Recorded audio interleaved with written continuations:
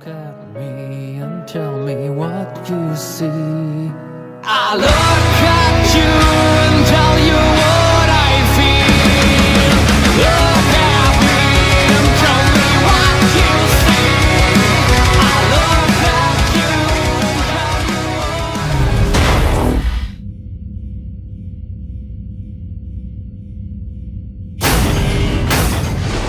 What's up, everybody? Emperor John Kill 3D Gaming here with another video, and well, just like how I had to, Spider-Man wasn't really a review, it was more of a podcast talking about the, reviewing the film on a podcast, but now this is a set standalone video for The Matrix Resurrections.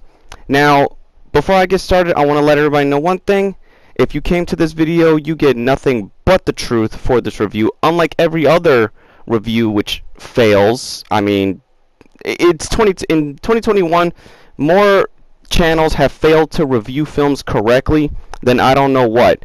I guess in this era, lying to people gets you that ad revenue faster than having principles or having a true honest take and an actual in-depth lore and analysis look at a film like I would do. Anyway, you guys want to know, is The Matrix Resurrections a bad film or a great film? And the problem is, it's neither. It's just a good film. It's not, this thing, for The Matrix, no Matrix movie will ever be Matrix 1. Let's be real. No Matrix movie will ever be The Matrix from 1999. Even though I personally like Reloaded more, that's just me. And Revelations, I just liked it because of the big war that happened. That was really the only part I liked in the movie, was the war and then the final battle with, well, at least what was the final battle with Smith and Neo. Now, there will be spoilers. That's why I will put it in the title and in the description. They warn you that there will be spoilers for this movie that I'm going to do. You know, the film's on HBO Max, so it'll be easy for anyone to watch it if you so have the service. If not, I would say watch it in the theater, but we watched it in HBO Max. And I've watched it. I'm going to watch it a third time just to make sure I didn't miss anything. But 2 times I think is enough. If you are a fan of all the expanded Matrix lore that explains things that at least the first 3 movies did not do, such as what Enter the Matrix established, what the Path of Neo, what the Animatrix established, to go into this movie, you really need to understand the lore. And it's funny to me that you see people online who claim to know the lore, but they barely understand the first film themselves. I mean, look at IGN. IGN gave the movie a 4, and they barely can even understand what a 4 is. Hell, they barely understand why they give a 7 out. They just give a 7 to shut people up. Anyway, this film is on a very, very meta level. And the only way I can explain it to you is by spoiling it for you. Because the thing about The Matrix is, you can't dodge questions and you cannot work around them. You have to be direct and forward with somebody, with them, and let them know, look, this is what is going on, this is how it is, this is possible within this Matrix. If you understand the ending to Matrix Revelations, and you understand it well, especially the words of the Oracle when she says, we will see Neo again, and that you see how the world, the aesthetic of the world looked brighter, it looked more colorful, just like the way the world is presented here. It's made clear in the film. I don't know what people are missing, or are people failing to understand, because I mean, critics fail to understand everything. That's just a given. I've even seen a Matrix fan, I just got into watching a channel called Matrix Explained. He does a better job explaining this film and telling you why it's not bad and why all those are literally... People comparing it, aka the Fandom Menace, comparing it to The Last Jedi, is a false equivalent. But they need anything to push their agenda. No, the film is not woke either. It has no woke messaging.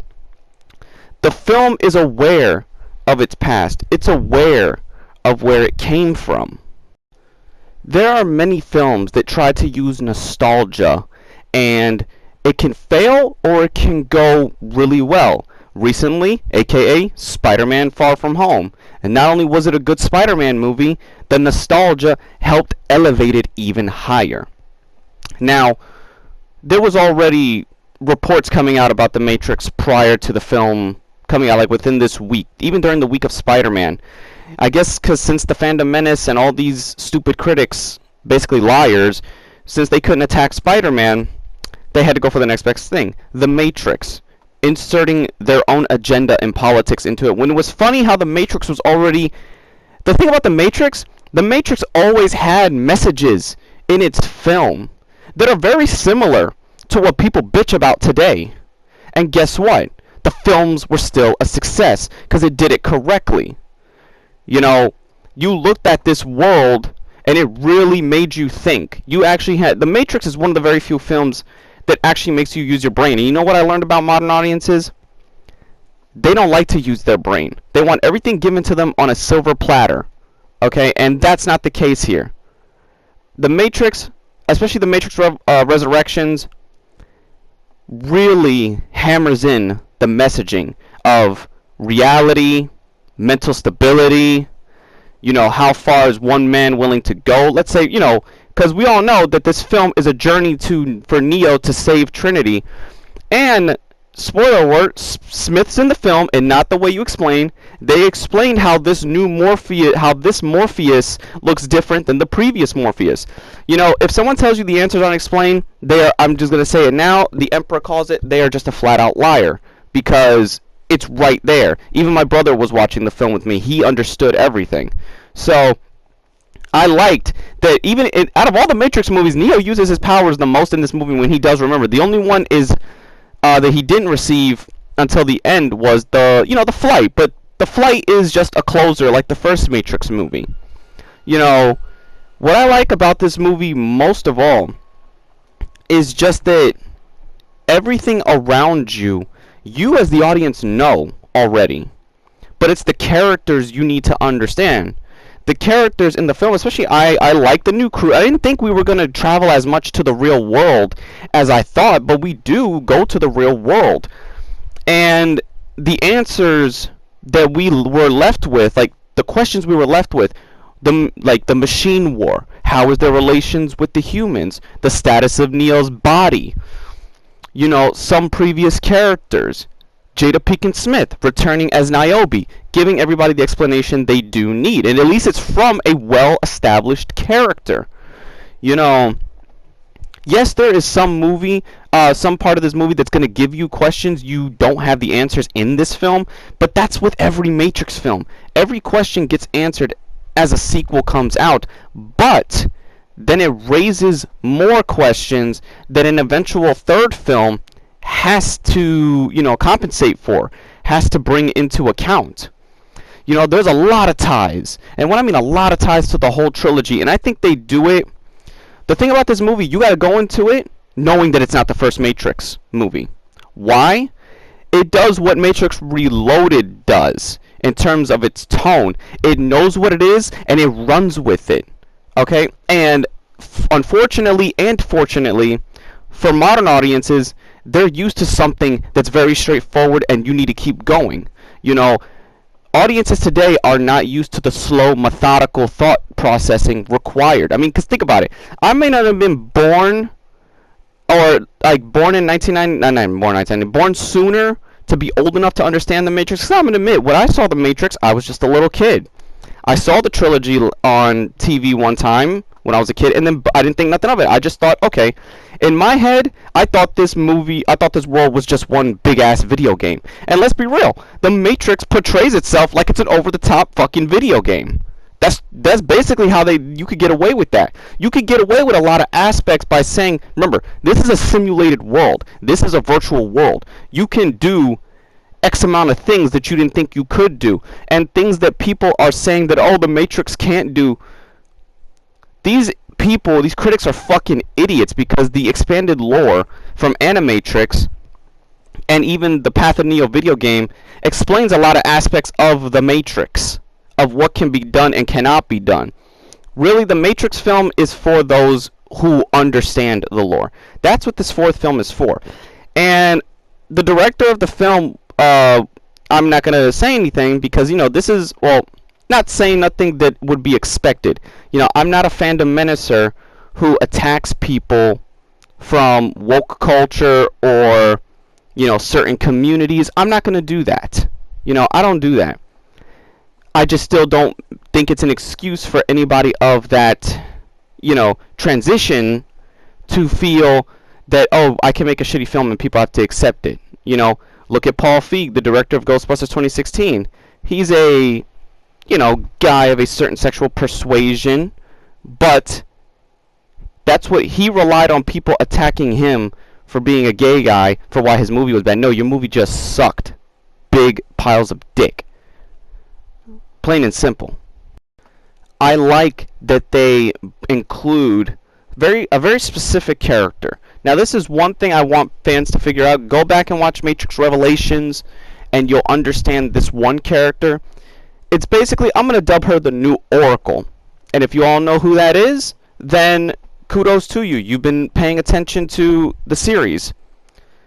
This character has been able to bridge the gap between man and machines. You see some of the machines, and it was I predicted this from what I saw in the trailer, that there was going to be a machine-on-machine war. Why? Because programs, aka like Smith, like the Merovingian, the Frenchman, who makes a cameo in this film for a future installment, you see the seeds of evil programs or rogue programs trying to do or perfect what Smith did.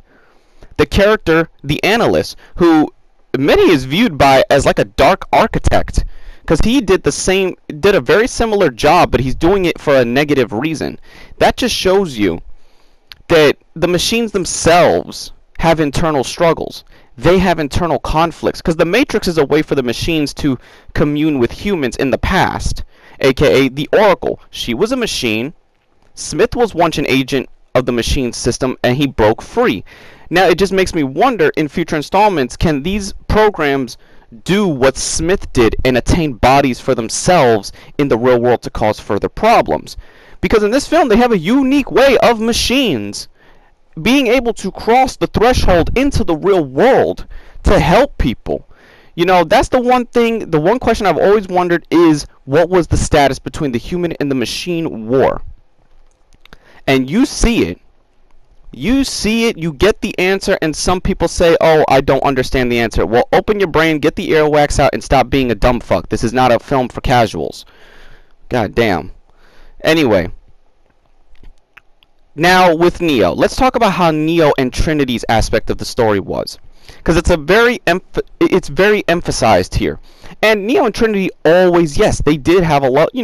Of course, that's Neo's love. She's his love. Vice versa. But here, the journey's different, and it implies a lot of something Smith said. If you go back to The Matrix Reloaded, and you remember when Smith said, I killed you, Mr. Anderson, I watched you die. Then something happened. You killed me. But instead of returning to the system like he was supposed to, part of Neo imprinted onto him. How do you think he could do all those crazy ass powers like Neo? Neo's basically, it's almost like a copy and paste. Remember, let's put it in computer terms, a la the Mad Kilmer reviewer here. He said that you can simply do a copy-paste job with both powers, personalities, and aspects of the character, but you could change their appearance, because remember, it's a computer-simulated world. You can get away with that. See, if that's the one thing the Matrix could get away with, you could get away with recasting classic characters. People say, oh, the movie is just solely bad because of no Lawrence Fishburne. He did, at least by Naomi, got a good explanation on what happened to him. I mean, we don't know if he's dead or not, but it's implied that, yes, he at some point died. But you would think that the machines would use a variation of him, of his program, of who he was in the Matrix. And at least this Morpheus, even though this Morpheus has a new body, it's the same Morpheus. He has the memories. He knows everything already. He just doesn't have the original form, aka like Smith. I do like that the agents are back, the original actors that played the agents. That was a nice nod, because the agents, you always got to have agents. You always got to do. They recreate some of the moments very faithfully. They do what Terminator Genesis failed to do. Go back to specific moments and actually give some depth to it. They recreate the Trinity sequence, very well. That's actually, I was shocked. Even though it wasn't Carrie-Anne Moss in the thing, see, what I explained of how it's meta, in the world of this Matrix, the Matrix trilogy was fiction to keep Neo's mind and Trinity's mind further locked into a form of bliss. Because remember what the architect said. You have to have a program to study the anomalies or to study human behavior to create the perfect simulation in order for their minds to not resist. And that's what happened. Okay? That is exactly what happened. And it's showing further details of how, you see it briefly, how Neo's powers could come into the real world again. Even though it's brief, you got to pay attention to it. He could do his powers again. He just doesn't do it, intentionally in this movie. And no, I do not have a problem with Trinity flying. Why? Yes, spoiler alert. In the film, Neo and Trinity are put in two pods across from each other. It was explained they were repaired by the machines. They were healed. You see it. You see a de-aged Keanu Reeves and Carrie-Anne Moss reconstructed back. So it's them. It's just their minds were different and their minds were plugged back into the Matrix. And if you remember in the first Matrix movie, or I think it was in the first and the second one, Trinity explained that her leaving the Matrix was a very traumatic thing. So imagine we actually see her have to go through that again. She's got to leave something, because leaving the Matrix busts your brain a little bit. Now, how they retrieved her was cool. Like, if you think about this basically, it was a lot. It's basically a 2.5 hour movie, but it's very, very, very straight to the point. It doesn't hold your hand. And you know what? That's another thing I like about it. It does not hold your hand. Okay? Common moviegoers, like common video gamers, always want their hand held when it comes to going through something. They don't want to put things together themselves. Probably because 9 times out of 10 they're going to get it wrong. But then they're going to tell you you're wrong because they're wrong. I mean, shit. I just thought about it. Everybody I described is the fandom menace in a nutshell. But, again, that is besides the point. The machines in this film are at peace with humanity. But I want to know, what is this? See, the only question I have for this film, and I hope we get to see it, is what is this war with the machines themselves? It's clear that the machines, both sides, still grow humans. But one side obviously still uses humans for power and keeps them in the Matrix. But you have the opposite end that allow people to leave the Matrix when they want to. They're like, look, if they happen to wake up, they have one of the machine, that very same machine, the machine that tries to choke you and unplug you, instead of throwing you down the fucking garbage chute, it actually picks you up and escorts you to a rendezvous point where a ship can pick you up, a human ship. Some of the humans have implemented machine companions into their lives, and I thought that was a unique aspect. You really see the change that Neo did, even though there is some doubts, like Niobe. She admitted she had doubts, but she had to witness it for herself. Because they show, here's the thing, they spliced clips from all the trilogy here, but it's done in a way where it's not silly memory. Okay? It's like, you know how in a movie a character's vision becomes blurry all of a sudden, or it's like we see like gas in their, like some sort of gas effect when they're trying to have a memory, like there's clouds everywhere looking like some sort of crystal ball when they're trying to remember something. In this game, like when Neo and Trinity remember something, it's like quite vividly you see the clip of the moment they remembered from the past. And that also, back to what Smith said. Smith's line makes sense for a reason. Trinity and Neo, they're treated as equals. They now both have each other. They both now have the same powers as Neo. No, it does not make Trinity the one. That is a false equivalent, and that is basically a false view and a lie that most people are trying to use, saying Trinity is now the new one. No, Neo is still the one. But the same thing that happened to Smith happened to her. Neo's printing, or however the hell you want to call it, is on her now. So basically, they can do this together. They're treated as 50-50. One does not overpower the other. Yeah, it's kind of, here's the thing. Neo saved Trinity's ass in the second movie, and I didn't have a problem with her saving his ass in this movie. It was a 50-50. You really feel something for the both of them. You really feel like, yeah, Neo, you need to get her out of there. She needs to be with you in the real world. You guys need to reestablish, because you deserved it after being 60 years. Mind you, 60 years back into the Matrix. And that's another question that the film raises, which I hope gets asked later.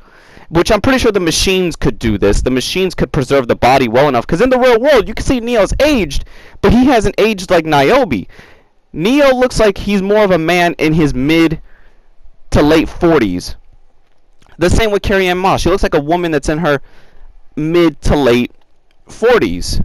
Like in the film. I know in real life they might be a little older, but at least in the movie, they look at least what they should have been until you see Niobe, and she says, yeah, because she hasn't, by my understanding, gone back into the Matrix at all since then.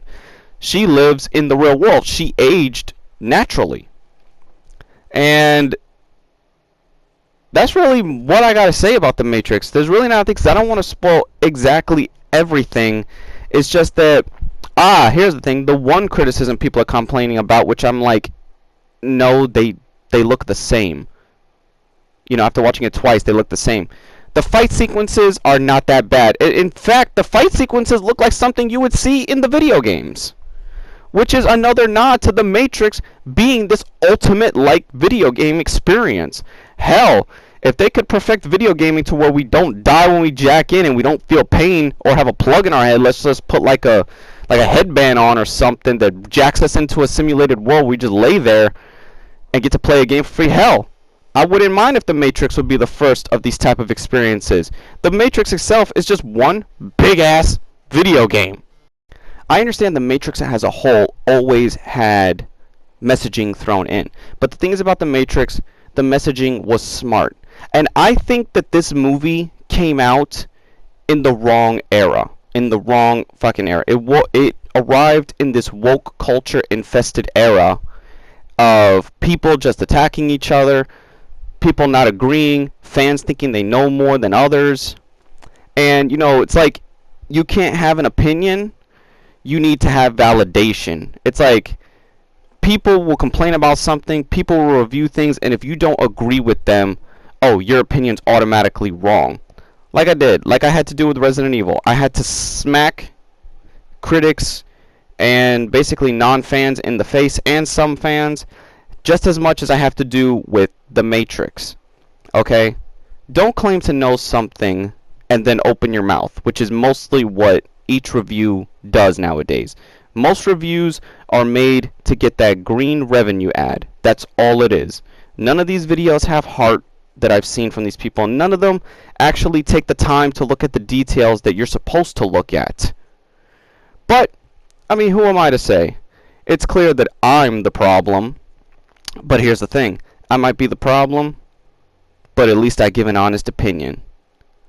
I might not be the highest of subs because I keep my personality. Might not have the most likes to dislikes or views because I keep my integrity. And that's what I plan to do here with this review.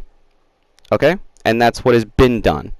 Anyway, The Matrix Resurrections. Have you seen it? Do you plan to see it? If you plan to see it in theaters, I would say, yeah. The Matrix is always an experience in the theater.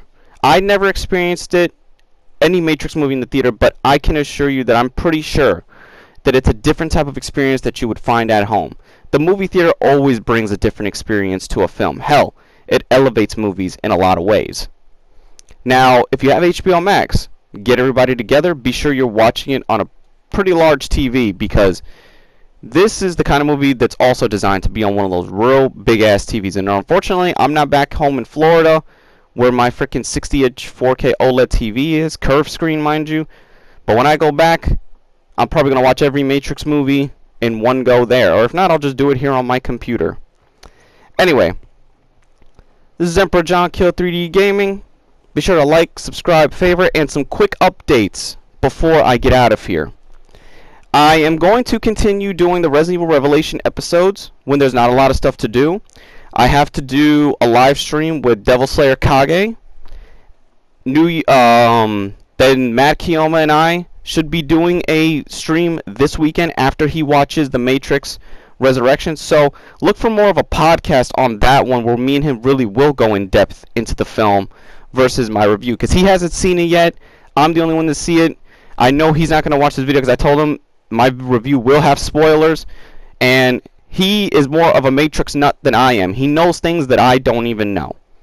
So, again, I want you guys to hit that subscribe button, hit that like button, be sure to share, be sure to like it. Hell, if you leave me a dislike, you're still helping the algorithm, so you're really not hurting me anyway. If you don't want to leave a like, well then leave a hypothetical like. I'll take that one as well. Anyway guys, catch you all in the next video. See you later.